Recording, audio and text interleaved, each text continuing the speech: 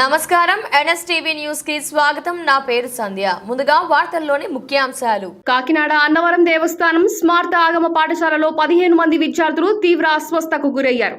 అక్కడే దేవస్థాన వైద్యాధికారితో విద్యార్థులకు చికిత్స చేయించారు. విద్యార్థులు ఉదయం మొక్కలకు మందు కొట్టారని, ఆ స్ప్రే వల్ల ఇలా అయ్యి ఉండవచ్చని అభిప్రాయపడుతున్నారు. స్మార్త పాఠశాలలో కొంతమంది విద్యార్థులకు డయేరియా లక్షణాలు ఉన్నాయని తెలిసిన వల్ల ఇక్కడికి వచ్చి ట్రీట్మెంట్ ఇక్కడే ఇస్తున్నాము. ఒక 6 మట్టుకు కొంచెం ఎఫెక్ట్ అయ్యారు. ఆ 6 కూడా ఇక్కడే సెలవులు పెట్టి ఇక్కడే ట్రీట్మెంట్ చేస్తున్నాము. వాళ్ళందరూ కూడా అందరూ సేఫ్ గానే ఉన్నారు. ఏం ప్రాబ్లం లేదు. డిహైడ్రేషన్ కూడా లేదు. జస్ట్ ఎందుకన్నా మంచిదని ట్రీట్మెంట్ మనం చేస్తున్నాం.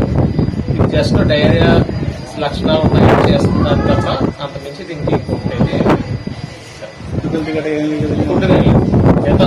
Just diarrhoea. ఇప్పుడు ఎలాగ డయేరియల్ సీజన్ కాబట్టి ఆ దాంట్లో ఇక్కడ వచ్చింది.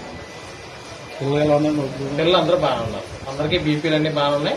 ముందే ఒక 6 ఎఫెక్ట్ అయ్యారు కాబట్టి వాళ్ళకి మనం ట్రీట్మెంట్ మనం పెట్టుకుంటున్నాం. ఇక్కడే ఉంచుతామండి. అంటే ఇక్కడ మనకి ఇక్కడతో అయిపోతుంది. అప్పటికి అంతగా కాకపోతే మనం హాస్పిటల్ షిఫ్ట్ చేయడం వచ్చేస్తాం.